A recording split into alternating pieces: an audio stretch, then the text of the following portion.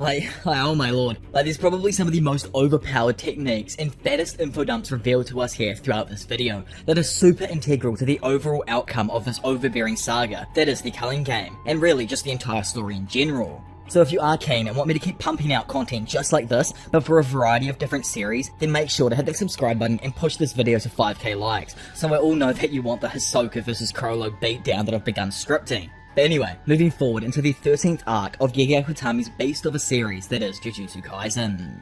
So, kicking things back off, we shoot over to Tokyo Colony number 1, where Hana Kurisu mysteriously greets an awakening Megami as my fated one. Still dozy, Megami asks how long he was out for, with Yuji, who's looking like the maddest king ever, dripped out in a robe sipping on some wine, remarks that he'd been unconscious for 2 entire days, and now it's almost the 15th of November. Having collected some food himself, Takaba enters the room, and as Hana settles on the couch with a tub of ice cream, the group begin discussing how it's quite odd that the power is still on in Tokyo. Megami presumes that Kenjaku may have colluded with the higher-ups to keep the power on, so it wouldn't interfere with the Culling game itself. He then goes off to take a dump, and because he was out of the action for the last 2 days, asks to be filled in on what happened while he was out.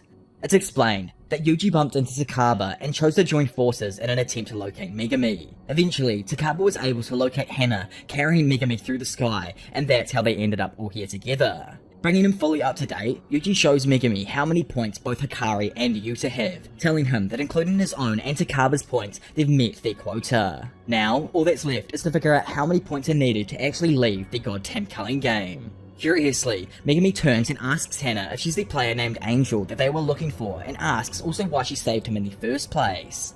As Hana confirms who she is, a mouth suddenly appears on the side of her face, telling them to cut asking a chick so many questions, leaving everyone stunned bar Yuji, who exclaims that there is someone else just like him.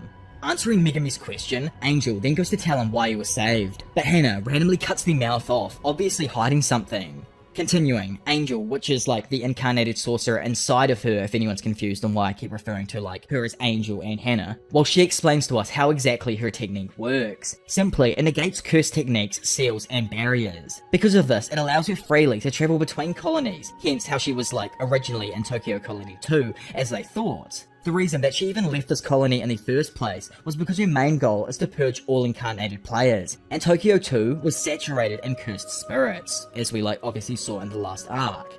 Her reasoning for this is because the vessels of incarnated players are usually suppressed and destroyed upon incarnation, which goes against the laws of God. Therefore, Angel chose to coexist with Hana. Sitting there, Megami asks if she could use her curse technique to free Gojo, to which she affirms it's possible, but first, wants something in return. The disgraced, or the fallen one. She promises to the boys that if they manage to take him down, she won't hesitate to help. Well, let me all tell you, things certainly take an interesting turn as Yuji is summoned into his or Sukuna's inner world right here. Stepping forth, both loathe each other's sight, yet there isn't any messing around this time, as no, Sukuna, the King of Curse, reveals himself to be the disgraced one. Which absolutely flips the series on its head, and let me tell you right now, you ain't ready for what's about to happen, and I still can't literally fathom what's just gone down in 213. But anyways, moving forward. Noticing that something's up with his boy, Megami calls out his name, asking if he's okay. Looking like he freaking died on the inside, Yuji says that he just ain't really feeling that well and asks Hana to switch places with him so that he can lie down. Man's actually suffering after realizing he's been hunted by yet another ancient sorcerer. Having moved out of Hana's point of view, Yuji then begins trying to gesture that the disgraced one is Sukuna. Man, I actually love Megami's confused ass face right here. Eventually though, and after sitting down with Hana, he realizes what Yuji is trying to say. Megami ponders on how they need her help to save Gojo, but now they're completely back at square one as her target is technically Yuji. Similarly, Yuji muses about why Sukuna told him to keep quiet and concludes that Angel must have some sort of ability that can completely obliterate Sukuna without any chance of return. Yuji, obviously being Yuji, thinks that this is a cheap price to pay to end the cursed spirit, and decides that as soon as the others implement the rules required to save Sukuna, he will die. With the two comparatively overthinking everything, Angel speaks again, breaking their thoughts and remarking that it's odd how a large number of people are currently entering the colony. Quickly, the group command the Kogang to show the current Culling game player base, with it revealing 807 active players with more joining every minute. So, right now in this story with Yuji and stuff, we're in November of 2018.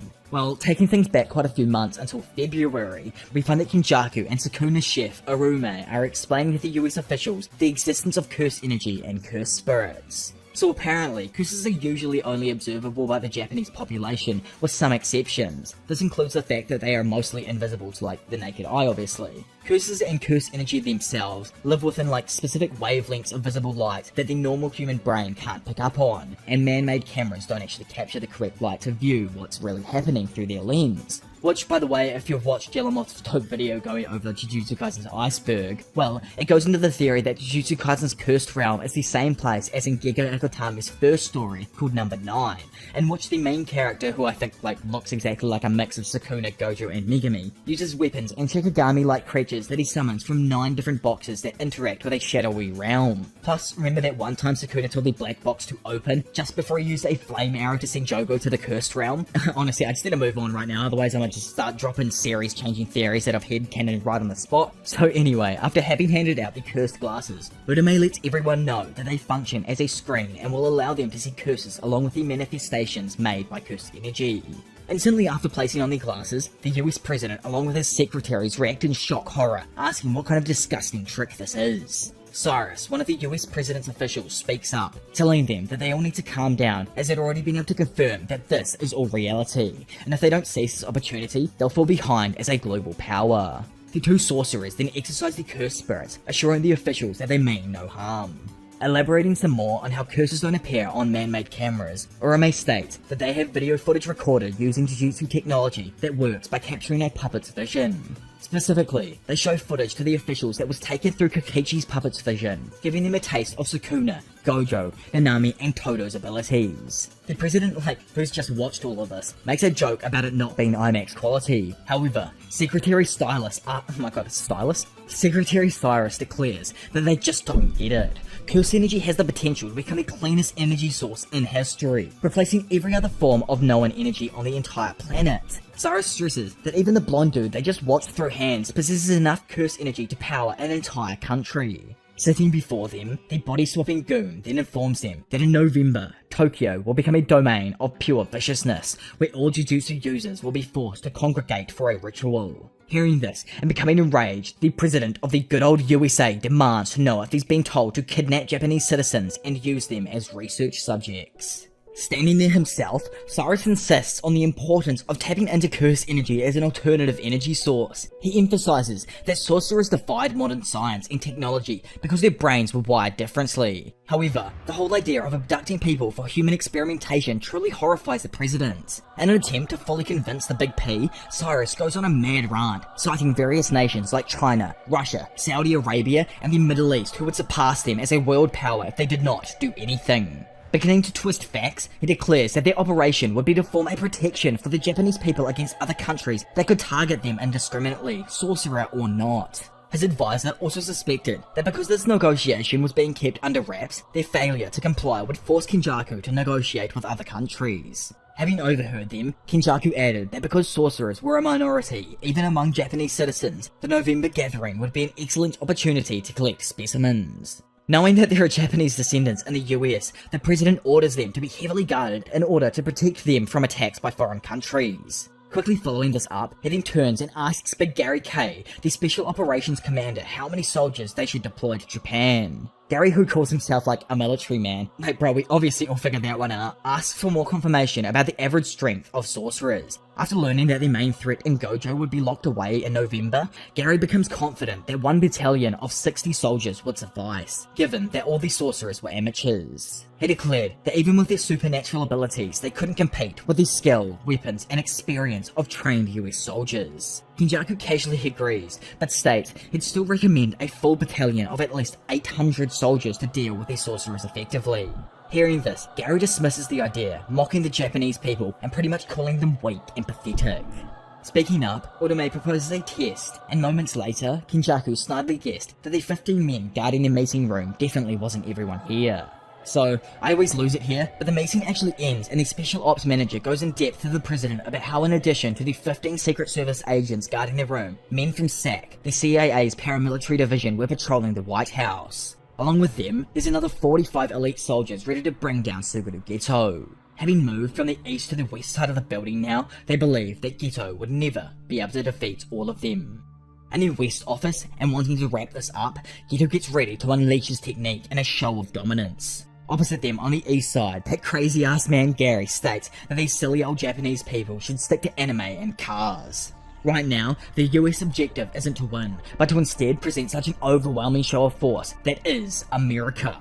Instead though, man's instantly shocked when all of his soldiers begin falling from the sky, oblivious to how it even happened. Though, after chucking on his sunnies, Gary finally realized the true, horrifying power that is curse spirit manipulation. Back inside, Kenjaku throws down all 45 name tags in front of the president, asking if they now understand. So skipping away from February like we were just in, and time traveling all the way up to November, and first of all, mind if I just blow your minds for a moment here? Well, remember Riko? She wasn't actually the only one that was a star plasma vessel. Like, I actually thought there was only one star plasma vessel, hence why Tengen was like, nah, I guess I can't. Anyway, she wasn't. Yuki was actually also compatible with Tengen. But the reason Tengen chose Riko was because no one existed with her potential, making her the ideal vessel. Which just gets me wondering, like, is Yuji someone who's compatible with Sukuna because he also fits the same potential as a vessel? I don't know, it's just an idea that I've had while scripting. Obviously, let me know your thoughts on that down below. When Yuki demanded to know why Tengen hadn't risked not merging with another vessel, the Immortal Sorcerer stated that they had simply accepted reality. Tengen knew that it would eventually happen, and he might become a threat to humanity upon evolving, but reasoned that they could retain their sanity using barrier techniques, which does make sense as Tengen is the most proficient barrier user currently known in the series, with Sukuna being the greatest RTC user of all time as well. And sensed by the explanation, Yuki asks a really good damn question. Was it reasonable to burden all of the children with his own responsibilities? Like, it's honestly just sad that this thumb of a man doesn't see the Star Plasma vessel as humans, but more as just expendable paces, and that's why Yuki was so peeved with how he casually disregarded them.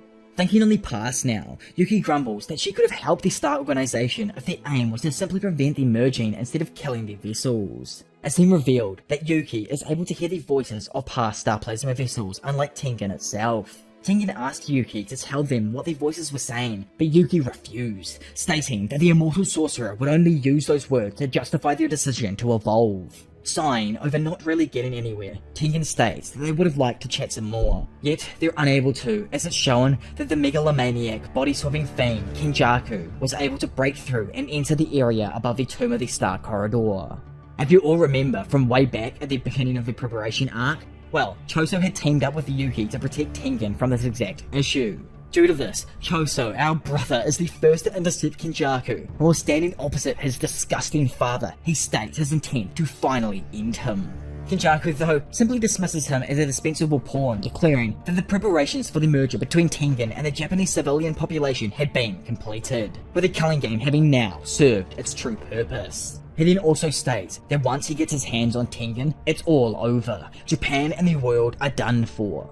Suddenly, we then move into a theatre as Kenjaku shows his son one version of what could possibly happen later on. If everyone remembers during Shibuya and how Yuki mentioned that optimizing cursed energy through Tengen will cause non-sorcerers to assimilate, well, Kenjaku adds onto this theory of hers here, revealing that he believed that to be the step which preceded the merger, and unlike Yuki, he didn't want to create a world without cursed spirits. Kenjaku wanted to cause cursed spirits to evolve to the next stage to create a new form of cursed energy. So in order to achieve this, he began citing his earlier experimentations, including the creation of the death painting wombs, but deemed them all to be utter failures. We all know from stuff that we've learnt so far that an evolved Tengen is more cursed spirit than human, so merging all non-sorcerers with him would cause their consciousness to technically cause Tengen's consciousness to become one with everyone in Japan. This means, in Kenjaku's eyes, that 100 million or so people merging together would be able to create a god-level monolith with infinite power. With Kenjaku's film coming to a close and the realm changing back to normal, Choso just asks why. Why is he even doing this? To which the craziest sorcerer alive stated that it just sounded like fun. With Kenjaku trying to drop a joke, an infuriated Choso claps his hands together before beginning an attack with piercing blood.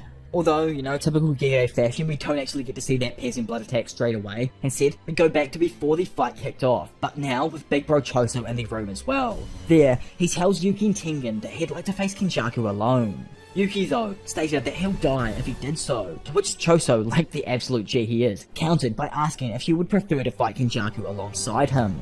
He admitted that in such a situation he would only be a hindrance, so their best bet was for him to engage Kenjaku in combat and force him to reveal more about his curse techniques, giving Yuki and Tengen an advantage. Yuki states that he'll still die, but Choso stated that it didn't matter if it allowed them to end his and his brother's manipulative father. Flashing back as Choso's piercing blood shoots off, Kenjaku, watching the approaching attack, manages to easily dodge out of the way of the attack while releasing a centipede-like curse to attack his opponent. Having destroyed the curse along with a large section of the tomb, Choso watches Kenjaku shoot out in front of him and fling a large piece of rubble in his direction. Seeing it, Choso screams that he's been underestimated, but instantly he's proven wrong as several cursed spirits burst out from behind the thrown piece of concrete. Throwing a condensed orb of blood forward himself, Choso uses Supernova to eviscerate the curses. However, the cloud provided Kenjaku with a quick opening to engage the death painting in hand-to-hand combat. After being pushed back and realizing that he was at a disadvantage, Choso tried to buy some time by asking how Kenjaku intended to use Yuji since he was undeniably different from the death paintings. So, obviously it's explained here by Kenjaku that he doesn't really have a plan for Yuji other than being Sukuna's vessel. Yuji and Sukuna are catalysts. As long as the two live, the chain of curses will never end. Choso, utterly enraged by his opponent's conviction that Yuji was the reason for all of this bloodshed, declares that it was Kenjaku whose existence fueled the chain of curses, not his brothers. Being taken off guard, Choso looked down to see some small curses tugging at him when all of a sudden Kenjaku takes the opportunity and pummels his face, sending him spinning backwards. Instantly following up, he stomps our poor boy's face and condescendingly declares that he's only been using low-level curses on him. But maybe that was unnecessary since Choso was so pathetically weak.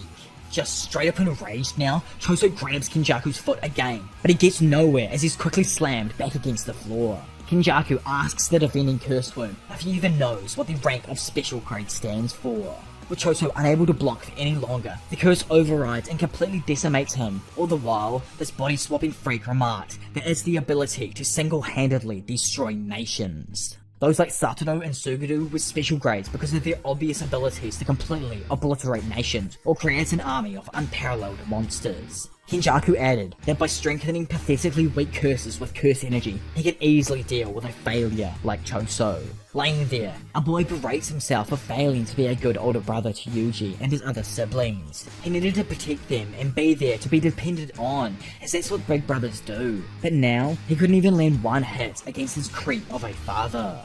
Man will never go down, and still, like the king he is, Choso stands back up, refusing to ever let his brother's names be disrespected. Screaming, he demands all his brothers lend him their strength as he prepares to deliver a raging attack.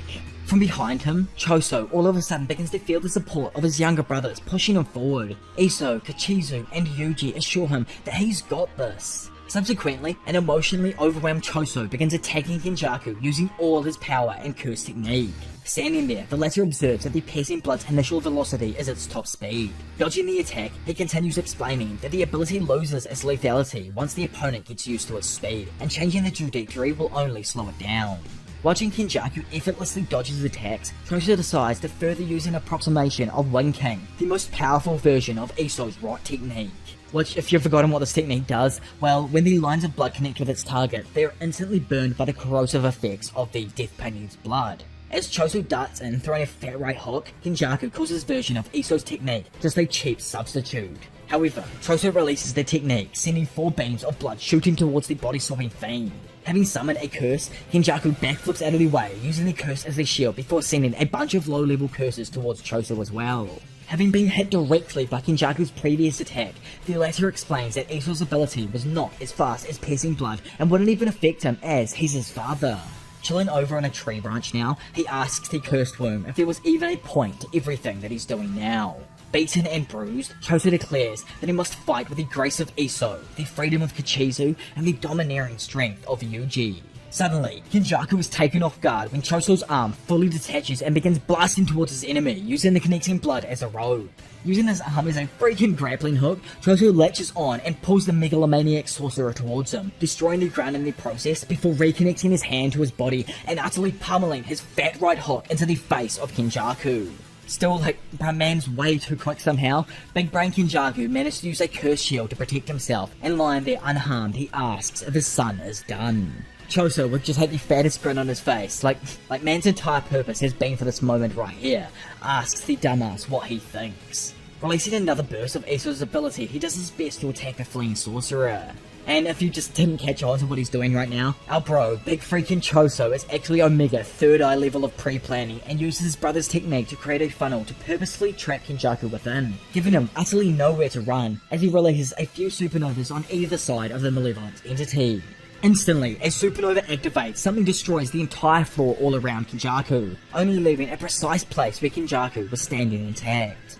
Kinda confused, Choso ponders if he missed, but just knows that he didn't. He activated simultaneous attacks all around him, so how could it be? Due to this, he quickly deduces that he was finally able to get him to use something other than curse spirit manipulation. Finally revealing herself as well, the special grade sorcerer Yuki Sumoko states that she may have been an only child but thanks Choso either way as her older brother for all of his efforts. Having heard what Yuki has to say, Choso faints as relief hits him and falls through a gap that appears in the barrier. Looking at her opponent, Yuki states that she likes it rough, but will have to beat him into shape. So, as I said just before, Yuki is a special grade sorcerer, yet even Kenjaku reveals that because of the security around her technique, he wasn't able to acquire any information on her. Unwilling to face a close-range attack from an unknown technique, Kenjaku decides to maintain a safe distance and summons the curse spirit that he had used at the White House. This curse spirit here, like I think everyone presumed, isn't even originally from Japan. Still, it's actually a special grade divine being, which uses a technique that removes obstacles by using concepts or logic against curse technique targets. More or less, it's freaking broken. Yuki, who's like obviously interested to see how strong this being is, begins darting forward while wrapping up a shikigami called Garuda into a ball. Dropping her shikigami down towards her feet, Yuki then boots it with all of her might, sending it blasting towards the divine curse. From below, Kenjaku, completely blown away, can only watch as his special grade is utterly annihilated with a single blow. Quickly following up, Yuki taunts him for being cautious against an unknown technique, before revealing her ability revolves around the idea of mass. Which, like we all learnt in school, mass is the true weight of something. And to figure out something's mass, all we gotta do is divide mass by gravity. So 30 kgs times 9.8 meters a second squared equals 294 newtons. But I don't even know if that actually matters to the story here, I just thought I'd chuck it in, because why not? Ferociously, she punches Kenjaku in the face, sending him shooting back across the room. In fact, the blow is so damn strong and not only rips off both of his arms, but also sends him flying across the empty space within Tengen's barrier, utterly pulverizing any generated structure in his path. It's actually shown that Kenjaku was hit so far that he completely exited the confines of the barrier itself. Sitting there, Kenjaku realizes that Yuki uses a specific concept to target a curse technique, creating mass overwhelming enough to obliterate anything in its path. Yuki, standing there and just looking like a babe, explains that she can give herself any amount of virtual or imaginary mass, and that she calls that technique Star Rage. Having heard this information, Kenjaku also deduces that virtual mass imbued by Star Rage doesn't actually affect Yuki, as her speed hasn't decreased at all. Something super different about Yuki is the fact that she also defies concepts, meaning that Kenjaku is completely unable to use a high-grade curse spirit like he had in Shibuya. Looking at her, the body-swapping douche wonders if he really can take down this beast of a sorcerer. Recognizing that Kenjaku's previous ability involved gravity, it leaves Yuki convinced that Kenjaku has at least 3 other techniques beside Gedo's curse manipulation and body-hopping technique. She doubts that he has many more as well, as without an external aid like Yuta Okotsu's Rika, the user's brain would explode under such stress. She guessed that in the worst case scenario, Kenjaku has yet another 4th technique up his sleeve. Thinking as well, Kenjaku deduces that Yuki's special grade rank suggests that she probably has a high curse energy output extension technique, which she'll use as her trump card. Yuki's plan here though is that she's actually going to force Kenjaku to use his domain expansion, which, as we've learnt so far throughout the series, will make it more difficult for him to use multiple curse techniques afterwards. In the end, she decides to systematically weaken Kenjaku's domain before striking the final blow. But that isn't actually what's going to happen. If you think our guy's plans ever work out in Jujutsu Kaisen, you are smoking on the wrong pack. This is Kenjaku's world. Man has the plan planned out. Alright, like, you guys need to get that in your mind. Nothing goes anyone's way in the series. He knows that they find each other tricky, but unlike Yuki, he doesn't lack the confidence to unleash pure dominance. Having moved his hands together, Kenjaku releases his domain expansion, the barrierless womb profusion. Instantly, Yuki screams out to Tengen, wondering if there's still enough time. So, good old Yuki again, taking things back a moment, Tengen explained that during the battle, they would confront Kenjaku in a labyrinthine barrier located directly below the cursed warehouse and just above the Tomb of the Star corridor. Each room inside of this labyrinthine barrier is empty. This allows a skilled sorcerer, for say like this example Kenjaku, to be able to alter its structure, or at least that's what they would want him to think, as if that's the case then he'll most likely feel comfortable and lower his guard. The reason they need him to feel comfortable is so that he'll nonchalantly use the domain expansion within Tengen's empty barrier. And if this is the case, Tengen, who's extremely proficient at barrier control, obviously from what we've seen, would under the condition that Yuki can hold off Kenjaku for 10 seconds, be able to manipulate and dispel the Fiend's domain. So obviously Yuki could have also used the domain expansion here, but using it during that time would also cause her domain to be dispelled, as that's literally their plan here with Tengen. Instead, to protect herself from Tengen, she had planned to use a simple domain. Yuki pondered if using her domain would be a more efficient way of forcing their opponent to open his domain. However, Tengen reasoned that her domain would be dispelled first, as it's technically the outer layer, and might also give Kenjaku the opportunity to counter with a simple domain or hollow wicker basket. Lastly, he warned her that Kenjaku is one of the very few people who can equal him in barrier usage, so don't assume that his domain is like everyone else's, which was the biggest foreshadowing to what we've just freaking seen. Yet, Kenjaku's true potential was even higher than Tengen ever suspected, as just like the GOAT during Shibuya, the body-swapping genius cast a barrierless domain leaving no outer boundary for Tengen to remove at all. Instantly, in retaliation to the domain, Yuki cast her new Shadow-style simple domain. However, almost immediately, and due to Kenjaku not having a barrier on his domain, Tengen's technique actually begins stripping away Yuki's shell. With no other option, she sprints forth in an attempt to take Kenjaku down. Slowly, Tengen also begins stripping away the body swapper's structureless barrier. However, Kenjaku remained unfazed, and screamed that, unlike Tengen, he has lived for over 1,000 years in a cursed world rife with conflicts and alliances. Then out of freaking nowhere, Yuki, who's left with no defenses, is utterly rocked by the pure force that is gravity pounding down on her, sending her shooting through the floor of Tengen's empty labyrinthine barrier. Now in the Tomb of the Star Corridor itself, and with Yuki completely and utterly crushed, Kenjaku states that had the special grade sorcerer used her domain instead of relying on an old fool, she may have fared better. Man, this old dude must have no friends, cause holy, he just loves talking to himself. He even further barks on that Kenjaku had hidden a vital piece of information regarding the culling Bro can't even finish his sentence as he notices Yuki Shikigami still hasn't disappeared. Instantly shooting at him, Garuda destroys the area around Kenjaku, forcing him back. Kenjaku guessed that the sorcerer was trying to buy herself enough time to heal using RTC. However, man is just completely wrong, and Yuki, looking like she just got out of a washing machine after 24 hours, still somehow continues to relentlessly attack, disregarding her injuries and giving the villain no chance to recover. Kenjaku, just blown away, asks why she isn't healing, but Yuki just utterly doesn't care. Continuing, like the pure demon she is, Yuki lashes out and kicks the ancient sorcerer until it seemed as if she may have finally reached her limit, dropping to the floor. Seeing this, Kenjaku asked her if that was it, leading Yuki to ask the villain if he had forgotten her declaration. She likes it, rough. Then right on freaking cue, the big man himself, Choso returns to the fight, entering the empty barrier from behind Kenjaku with his technique fully activated. Doing the Gege as per usual though, we skip back just before the battle broke out. The death-making reason that domains neutralize curse techniques, so he wouldn't open his domain if he expected Choso to join the fight later, meaning that he should, as he mentioned before, fight first. He suggested that he face off against the madman first, fooling him into believing that his only opponent for the rest of the fight was Yuki, then finally reappear. Back in the battle now and completely stunned, Kenjaku is immediately restrained by Garuda, laying him down.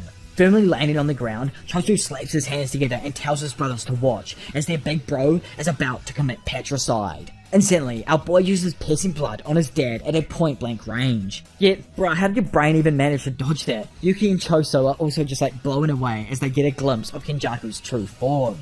Yuki observed that the villain had spun his head deliberately to deflect the attack, which is just actually insane when you think about it. Man's got like his skull is literally just a cap at this moment, like he's wearing it around, like it's crazy. Can he interchange caps, change hairstyles and stuff is what I'm wondering right now. Anyway, I need to continue on. She concluded that Kenjaku was desperate enough to use such a move because he was also becoming trouble.